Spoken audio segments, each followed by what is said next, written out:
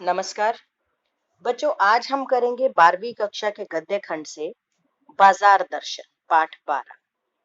और ये जैनेन्द्र कुमार जी के द्वारा लिखा गया एक वैचारिक निबंध है। और इस निबंध में बेटा उन्होंने एक तो साहित्य के सुलभ लालित्य का भी बड़ा गहरा संयोग है इसमें।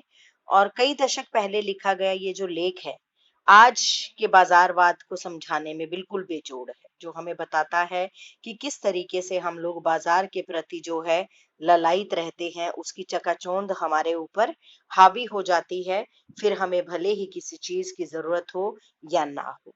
तो लेखक के द्वारा ये निबंध लिखा गया है और कहीं ना कहीं लोगों को यहाँ पर समझाने का भी प्रयास किया गया है कि हमें अपनी इंद्रियों को काबू में रखना चाहिए। तो बेटा जो प्रसिद्ध उपन्यासकार जैनेन्द्र कुमार जी हैं, इनका संक्षिप्त परिचय करेंगे हम लोग सबसे पहले। तो जैनेन्द्र कुमार जी का जो जन्म था वो सन 1905 ईस्वी में अलीगढ़ में हुआ था। और इनके जो पिताजी थे उनका बचपन में ही देहांत हो गया था। और इनके माता पिता ने ही जो है इनका पालन पोषण किया, सॉरी मामा जी ने जो है इनका पालन पोषण किया था। और इनकी जो प्रारंभिक शिक्षा दीक्षा थी बेटा वो हस्तिनापुर के गुरुकुल में हुई थी।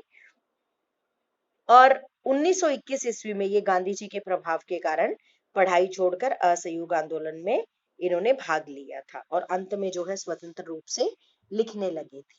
अगर हम इनकी रचनाओं की बात करें तो इनकी जो उपन्यास है वो है परख, अनाम स्वामी, सुनीता, त्यागपत्र, कल्याणी, जयवर्धन, मुक्तिबोध। और इनके जो कहानी संग्रह है ये भी यहाँ पर मैंने बताए, वातायन, एक रात, वातायन, दो चिड़िया, फांसी, पाजेब, नीलम, देश की राजकन्या।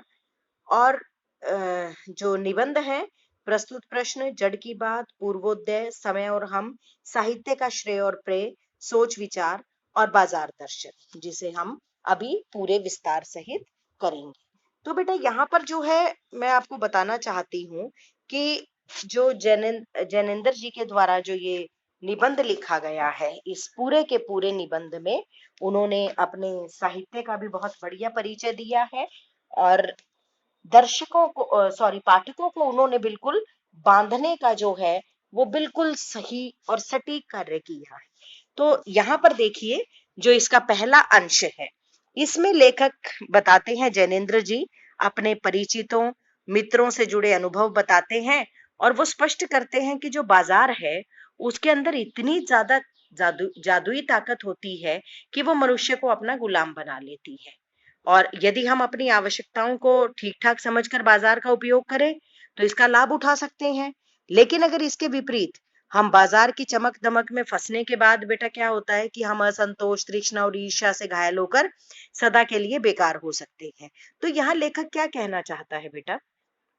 लेखक ने ये कहने का प्रयास किया है कि ठीक है, बाजार की चकाचौंध तो मनुष्य को आकर्षित करने का काम करेगी, लेकिन ये मनुष्य को देखना है, ये हमें देखना है कि हम किस प्रकार सूझबूझ से इसका लाभ उठाते हैं, उसका सही उपयोग करते हैं, और या फिर हम दूसरों को देखकर जो है चमक दमक में फंस जाते हैं। तो बेटा लेखक ने बहुत ही फिलोसफिकल वे में, अर्थात दार्शनिक अंदाज में अगर हम कहें तो कोई अतिशयोक्ति नहीं होगी, हमें समझाने का प्रयास किया है, कोशिश की है। और इन्होंने केवल बाजार का पोषण करने वाले अर्थशास्त्र को एक तरीके से अनीति शास्त्र बताया है कि जो केवल और केवल लाभ उठाने का ही काम जो है करना जानता है। तो बेटा लेखक जो है, अब हम पाठ के आगे तथ्यों पर चलेंगे कि लेखक जो है अपने मित्र की कहानी बताता है कि वो एक बार बाजार में मामूली चीज लेने गए थे, लेकिन वापस जब आए तो बंडलों के साथ लौटे। और जब लेखक ने पूछा तो उन्होंने अपनी पत्नी को दोषी बता दिया, अर्थात कि जो काम किया वो पत्नी ने किया। तो लेखक के अनुसार बेटा पुराने समय से जो पति है इस विषय पर हमेशा ही पत्नी की ओट लेते हैं। और इसमें मनी बैग अर्थात जो पैसे की गर्मी है वो भी विशेष भूमिका अदा करता है। मतलब अगर आपकी जेब में पैसा है तो आप ऐसे ही आलतू फालतू की चीजें खरीदने में गुरेज नहीं करते हैं। अर्थात पैसा जो है, लेखक का कहना है कि जो पैसा है वो भैया पावर है, लेकिन उसे प्रदर्शित करने के लिए बैंक बैलेंस, मकान, कोठी आदि इकट्ठा किया जाता है।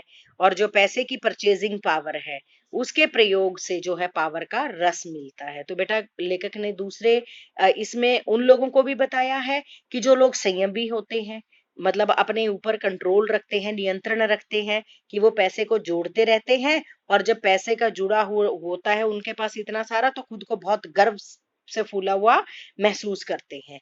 तो मित्र ने बताया कि भैया सारा पैसा खर्च हो गया और परचेजिंग पावर के अनुपात से आई थी, न कि जरूरत की। अब देखो यहाँ पर बेटा, मित्र की जितनी भी खरीद थी, अब उसके पास पैसा खरीदने की ताकत थी, उसके पास पैसा था, सॉरी, चीजें खरीदने की ताकत थी क्योंकि उसके पास पैसा था। तो इसलिए वो जरूरत के हिसाब से चीजें नहीं लेकर आया, बल्कि उसने क्या किया, अपने पैसे का इस्तेमाल करके उन सारी चीजों को खरीदा। फिर बेटा लेखक कहते हैं कि फालतू चीज की खरीद का जो मुख्य कारण है वो बाजार का आकर्षण होता है। मित्र ने इसे शैतान का जाल बताया है। वो ऐसा सजा होता है कि कोई शायद ही होगा जो इसमें नहीं फंसता। अर्थात बाजार अपने रूप जाल में सबको उलझाता हुआ चला जाता है। और कहते हैं कि इसमें ना आमंत्रण में आग्रह नहीं है, जैसे हम किसी को आमंत्रित करते हैं, बल्कि इसका आमंत्रण बिल्कुल मूक होता है, ये केवल इच्छा जगाता है अंदर से। हर आदमी को चीज की कमी महसूस होती है, भले ही उसका घर भरा हुआ किसी भी चीज से। तो कवि कहते हैं कि एक तो इच्छा और एक अभाव मनुष्य को पागल कर देता है, और इसलिए मनुष्य ईर्ष्या से और उसके अंदर असंतोष की भावना आ जाती है, जिससे कि वो हमेशा के लिए बेकार हो जाता है। तो ये चीज यहाँ पर जो है कवि ने बेटा हमें बताने का प्रयास किया है। अब बेटा लेखक ने अपने दूसरे मित्र के बारे में बताया कि वो दोपहर से पहले बाजार गया और शाम को खाली हाथ वापस आया। अब पूछने पर क्या बताया कि बाजार में सब कुछ लेने योग्य था, परंतु कुछ भी नहीं ले पाया। कि लेने के लिए तो सारी चीजें थी, लेकिन वो फिर भी नहीं ले पाया। क्यों? क्योंकि एक वस्तु लेने का मतलब था दूसरी छोड़ देना। अगर आपको इच्छा नहीं है, आपको चाह का पता नहीं, तो सब और की चाह हमें घेर लेती है, और ऐसे में हम किसी भी परिणाम पर नहीं पहुंच पाते। तो ये भी लेखक ने यहाँ पर बताया है। फिर बेटा लेखक ने कहा कि बाजार में जो है रूप का जादू है, और ये तब असर करता है जब जेब भरी और मन खाली हो। अब समझ गए, यानी कि आपके मन पे किसी और चीज की चिंता ना हो, कोई भय ना हो, हाँ, लेकिन पैसा आपके पास पूरा होना चाहिए। अर्थात ये मन और जेब के खाली होने पर भी असर करता है, यानी कि खाली मन को बाजार की चीजें निमंत्रण देती हैं। खाली मन मतलब आप आए हो बस टहलने, पैसा डाल के ले आए, और तो भाई आपको चीजें जो है वो ललायत करेंगी अपनी और आकर्षित करेंगी। तो सभी चीजें खरीदने का मन करता है जो हमारे मन की इच्छा होती है। और जब जादू उतरता है तो कहते उतरते ही फैंसी चीजें आराम नहीं बल्कि खलल ही डालती प्रतीत होती हैं, स्वाभिमान और अभिमान बढ़ता है। अब देखो बेटा, इन बातों के माध्यम से लेखक ने क्या बताने का प्रयास किया है कि हमारे पास पैसा होता है, हम कई बार बेवजह आरामदायक चीजें खरीद लेते हैं, भले ही हमें उनकी जरूरत ना हो, लेकिन थोड़ी देर का ये होता है हमारे अंदर कि हाँ हमें ये चीज लेनी है, लेकिन थोड़ी देर में उसका सारा नशा उतर जाता है, और फिर तो ये हमें मतलब परेशान करती हुई ऐसी चीजें नजर आती हैं। ठीक है जी। फिर लेखक ने कहा कि जादू से बचने का एकमात्र उपाय क्या है कि बाजार जाते समय मन खाली ना रखो, मतलब अपने मन में और भी बहुत सारी चीजों को रखो और भी लक्ष्य पाल के रखो। अगर मान लो मन में लक्ष्य हो तो बाजार आनंद देगा। अगर आप केवल एक बाजार के लिए ही गए हैं, और अगर आपसे कृतार्थ भी होगा। बाजार की असली कृतार्थता क्या है बेटा? आवश्यकता के समय काम आना। अगर मन खाली रखने का मतलब मन बंद नहीं रखना, ठीक है। शून्य होने का अधिकार तो केवल परमात्मा का है जो सनातन भाव से संपूर्ण है। मनुष्य तो अपूर्ण है। वो क्या कहना चाहते हैं बेटा यहाँ पर लेखक ये कहना चाहता है कि मनुष्य जो है वो अपने मन को खाली रखे, बंद ना रखे। इसका मतलब ये नहीं है कि वो मर जाए या कुछ और हो जाए, बल्कि अगर वो खरीदारी करने जा रहा है तो उसी भाव से जाए। और दूसरी बात कहते हैं कि जो मनुष्य है वो परमात्मा नहीं है, वो अपनी इच्छाओं का निरोध कर ही नहीं सकता। उसको लोभ को जीतना नहीं है बल्कि लोभ की जीत है। अर्थात मनुष्य के ऊपर लोभ और जो उसकी इच्छाएं हैं वो हावी होती हैं। अब कवि ये लेखक कहते हैं कि भैया मन को अगर आप नियंत्रण कर सकते हैं, बलात् उसको हट बंद कर सकते हैं, तो वो हठ योग है। वास्तव में मनुष्य को अपनी अपूर्णता स्वीकार कर लेनी चाहिए। अतः मन की भी सुननी चाहिए क्योंकि वो भी उद्देश्यपूर्ण हो सकता है, और मन मानेपन को छूट भी नहीं देनी चाहिए। फिर वही बातें बेटा लेखक ने कहा कि जरूरत हो तो चीज खरीदिए, अगर ना हो तो फिजूल खर्ची से बचे। यहाँ पर लेखक ने ये कहने का प्रयास किया है। फिर बेटा लेखक जी ने वो कहानी बताते हैं अपने एक पड़ोस की, कि उनके जो पड़ोस में था एक भगत जी रहते थे, कि वो लंबे समय से जो है चूर्ण आदि बेचते थे, और कहते हैं उनका जो सरनाम था ना वो भी चूर्ण ही था। तो वो प्रतिदिन जो है 6 आने पैसे से अधिक नहीं कमाते थे। अब देखो यहाँ पर उसकी कितनी ज्यादा संतुष्टि बताई है चूर्ण बेचने वाले की लेखक ने, कि वे अपना चूरन जो है ना वो थोक व्यापारी को भी नहीं देते थे और न ही पेशगी ऑर्डर लेते थे। तो 6 आने पूरे होने पर वे बचा चूरन बच्चों को मुफ्त में बांट देते थे और वे हमेशा स्वस्थ रहते थे। तो लेखक कहते हैं उनके ऊपर बाजार का जादू नहीं चल सकता था, वो पढ़े लिखे नहीं थे, बड़ी बड़ी बातें भी नहीं जानते थे, लेकिन उनका मन अडिग रहता था जिसे कोई नहीं हिला सकता था। वो कहते हैं ना, पैसा भीख मांगता है कि मुझे ले लो, कहता है ऐसा, पर वो निर्मम व्यक्ति पैसे को जो है अपने आहत गर्व में बिलखता ही छोड़ देता है। मतलब जितने की उनको जरूरत थी सिर्फ उतना ही वो लेते थे। अब कहते हैं बेटा पैसे में ना व्यंग्य की शक्ति होती है। अब लेखक ने ये अपने लिए अपने एग्जाम्पल देते हुए हमें यहाँ बताया है कि पैदल व्यक्ति के पास से धूल उड़ाती मोटर चली जाए तो व्यक्ति परेशान हो पाता है, वो अपने जन्म तक को कोसता है कि मैं कैसे घर में पैदा हो गया, ठीक है, कि मैं गाड़ी में भी नहीं बैठ सकता, हे भगवान मेरी किस्मत कैसी है। अब बेटा देखो, लेकिन ये जो व्यंग्य है वो चूरण वाले व्यक्ति पर जो है वो बिल्कुल भी किसी प्रकार का असर जो है वो नहीं करता। क्यों नहीं करता? क्योंकि बेटा लेखक ऐसे बल के विषय में कहता है कि यह कुछ अपर जाति का तत्व है। कुछ लोग जो है इसे आत्मिक, धार्मिक और नैतिक कहते हैं। लेखक कहता है कि जहां तृष्णा है, बटोरने की जो स्पृहा है, यानी कि चीजों को, मतलब तृष्णा होता है बेटा लालसा, इच्छा, ठीक है। तो वो कहते हैं कि जहां पर हमें ये लगता है कि हाँ हमें उस चीज को बटोरना है, इकट्ठा करना है, संभाल कर रखना है, ये सारी चीजें जो है, लेखक ने कहा है कि जहां पर ये सारी चीजें होती है वहां ईर्ष्या की भावना भी पैदा हो जाती है। तो उस बल का बीज नहीं है संचय की तृष्णा, चीजों को इकट्ठा करने की लालसा, इच्छा, वैभव की इच्छा में व्यक्ति जो है हमेशा निर्बलता ही प्रमाणित होती है व्यक्ति की। तो वो मनुष्य पर धन की और चेतन पर जड़ की विजय है। अब बेटा एक दिन बाजार के चौक में भगत जी और लेखक की राम राम हुई, उनकी आंखें खुली थी।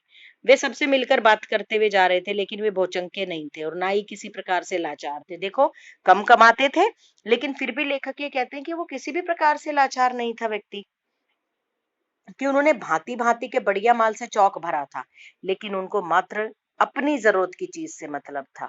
वे रास्ते के फैंसी स्टोरों को छोड़कर पंसारी की दुकान से अपने काम की चीजें लेकर चल पड़ते थे। कहते उन्हें नमक जीरा चाहिए होता था तो वो उन्हीं चीजों को लेते थे। अब उन्हें तो बाजार शून्य लगेगा, फिर चांदनी बिछी हो या बाजार के आकर्षण बुलाते रहे, वे उसका कल्याण ही चाहते हैं। अब बेटा देखो, लेखक का क्या मानना है कि बाजार को सार्थकता वो मनुष्य देता है जो अपनी जरूरत को पहचानता है, और जो केवल पैसे के बल पर, परचेजिंग पावर के बल पर बाजार को व्यंग्य दे जाते हैं, वे ना तो बाजार से लाभ उठा सकते हैं और न उस बाजार को सच्चा लाभ दे सकते हैं। और वे लोग बेटा बाजार का बाजारूपन भी बढ़ाते हैं। अब देखो, बहुत से लोग खरीद सकते हैं, बहुत से नहीं खरीद सकते, लेकिन अक्सर पैसे वाला व्यक्ति कोई भी पैसा देकर उस चीज को खरीद लेता है, लेकिन उसकी मार जो है वो गरीब व्यक्ति पर भी पड़ती है। तो कहते हैं ऐसे लोग जो होते हैं वो कपट को बढ़ाते हैं, जिससे सद्भाव घटता है। अब सद्भाव नष्ट होने से ग्राहक और बेचक, ग्राहक भी और बेचने वाला भी दोनों रह जाते हैं, तो एक दूसरे को ठगने की घात में ही रहते हैं। ग्राहक सोचता है कि मैं इससे ले लूं, ठग लूं इसको, और बेचने वाला सोचता है कि मैं ग्राहक को ठग लूं। तो ऐसे बाजारों में बेटा व्यापार नहीं, अगर सही बात करें तो शोषण होता है, कपट सफल होता है और बाजार जो है मानवता के लिए विडंबना है। और ऐसे बाजार का पोषण करता है जो उसका शास्त्र बना हुआ है। और वो कौन सा शास्त्र है भाई? जो बाजार, कीमत और इन सब की बात करता है, अर्थशास्त्र, इकोनॉमी। तो वो क्या कहते हैं कि वास्तव में अगर बात करें तो ये मायावी शास्त्र है, जो अर्थशास्त्र है वो अनीति शास्त्र है। तो बेटा देखिए, यहाँ पर जो है लेखक ने क्या कहने का प्रयास किया है कि जो सामान्य लोग होते हैं वो पैसे को अपनी पावर समझते हैं और वो पैसे का प्रदर्शन करना जो है अपनी प्रतिष्ठा समझते हैं। वे समझते हैं कि अगर उनके पास माल टाल कोठी मकान खड़ा करके इसका वो प्रदर्शन करते हैं तो मानो उनके पास सब कुछ है। फिर बेटा दूसरी तरफ लेखक कहते कि बहुत सारे लोग संयमी भी होते हैं, जो अपनी शान पैसे के बलबूते पर नहीं दिखाते, बल्कि धन को जोड़कर बुद्धि और संयम से अपनी पावर बनाते हैं और खुश रहते हैं और फिजूल खर्ची भी नहीं करते। ठीक है, तो ये सारी चीजें इन्होंने लेखक ने यहाँ पर बताने की कोशिश की है कि मनुष्य को जो है अपनी इंद्रियों के ऊपर काबू पाना चाहिए और मन पर काबू पाना चाहिए। अगर मान लीजिए किसी ने अपनी इंद्रियों पर काबू पा लिया है तो वो अपने आप ही जो है व्यक्ति संयमी हो जाता है।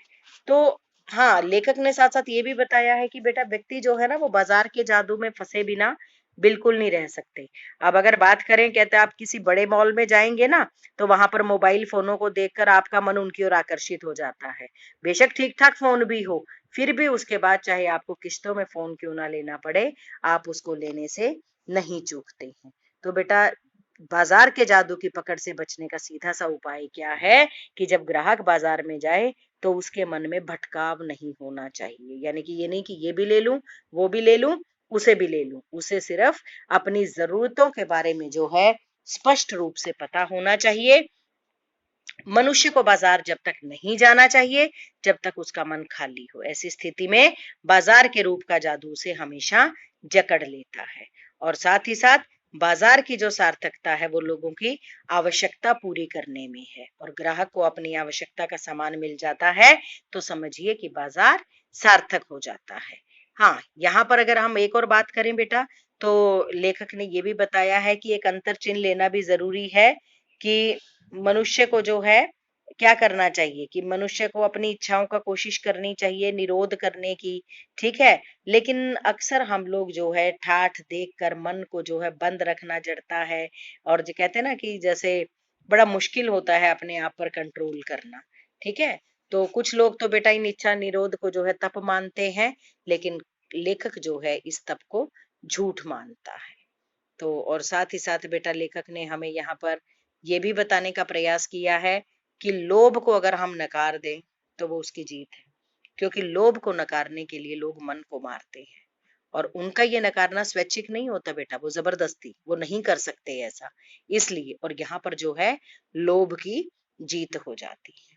ठीक है बेटा, तो कुल मिलाकर लेखक ने हमें अर्थशास्त्र के संबंध में समझाया, बाजार के संबंध में समझाया, और कहीं ना कहीं लेखक ने इस निबंध के माध्यम से हमें बाजार के वास्तविक रूप के बारे में बताने का प्रयास किया है और एक संदेश देने का प्रयास किया है कि समाज में अनेक उदाहरण ऐसे भी हैं जहां पैसे की शक्ति काम नहीं आती। अब जैसे अगर हम जेसिका लाल हत्याकांड की बात करें तो वहां अपराधी को अपार धन खर्च करने के बाद भी सजा मिली। तो बहुत सारे और भी ऐसे प्रसंग होंगे बेटा, कि पैसा जो है शक्ति के परिचायक के रूप में भी प्रतीत हुआ। जैसे निठारी कांड की अगर हम बात करें तो वहां पैसे की ताकत साफ दिखाई देती है कि गरीब बच्चों को मारकर उनका मांस खाने वाले के खिलाफ मुकदमा भी ढंग से नहीं चलाया गया और उसे गरीब नौकर को दोषी करार दे दिया गया। ठीक है, तो बेटा बहुत सारे ऐसे प्रसंग हैं जहां कहीं पैसे की शक्ति काम आई और कहीं पर जो है पैसे की शक्ति काम नहीं आई। तो यहाँ पर थोड़ा सा और मैं आपको क्लियर करना चाहती हूँ बेटा, बार बार एक शब्द का प्रयोग हुआ है कि मन खाली हो। यहाँ पर लेखक ने क्या कहने का प्रयास किया है कि बेटा जब मनुष्य का मन खाली होता है ना तो वो बाजार में अनाप शनाप खरीदारी करने लग जाता है। बाजार का जादू उसके ऊपर सिर पर चढ़कर बोलता। अब लेखक कहता है कि एक बार मैं मेले में घूमने गया है, कोई भी व्यक्ति वहां चमक दमक देखी तो वो सारी उसको आकर्षित कर रही थी अपनी ओर। रंग बिरंगी लाइटों से प्रभावित होकर एक महंगी ड्रेस खरीद लाया। लाने के बाद पता चला कि ये आधी कीमत में फुटपाथ पर मिलती है। ठीक है, और मन खाली ना हो, कहते कि जब मनुष्य का मन खाली ना होने पर अपनी इच्छित चीज खरीदता है, उसका ध्यान अन्य वस्तुओं पर नहीं जाता। वो घर के जरूरी सामान की लिस्ट बनाकर बाजार जाता है और सिर्फ उन्हें ही खरीद कर लाता है जिन चीजों की उसको जरूरत होती है वास्तव में। और मन बंद हो, मन में नकार हो, कुछ इस तरीके का भी यहाँ पर प्रयोग हुआ है। मन बंद होने पर लेखक क्या कहता है कि जब मनुष्य का मन बंद होता है तो उसकी इच्छाएं समाप्त हो जाती है। कहते हैं वैसे तो इच्छाएं कभी समाप्त नहीं होती, लेकिन कभी कभी हमारी स्थिति ऐसी होती है कि किसी भी वस्तु में मन नहीं लगता है। जैसे कहते हैं ना, कई बार हम उदास होते हैं और बाजार की किसी भी चीज में दिलचस्पी नहीं होती और बिना रुके ही हम बाजार से खाली हाथ आ जाते हैं। अब मन में नकार हो तो कहते हैं बाजार, कई बार नकारात्मक भाव के साथ हम बाजार जाते हैं, हमें हर चीज में कमी नजर आती है। कहते इससे तो समाज का विकास रुक जाता है। ऐसा जो है अक्सर असर किसी उपदेश या सिद्धांत का पालन करने से होता है। ठीक है ना, तो कई बार हमें बड़ी बड़ी कंपनियों की चीजें भी शोषण का रूप दिखाई देने लगती हैं। तो इस प्रकार बेटा बाजार दर्शन निबंध में लेखक ने हमें बहुत ही अच्छे तरीके से समझाया कि हमें किस प्रकार जो है बाजार का प्रभावी रूप प्रयोग में लाना चाहिए और किस प्रकार जो है बेवजह की चीजों से हमें बचना चाहिए, खरीदने से, फिजूल खर्ची से बचना चाहिए। धन्यवाद।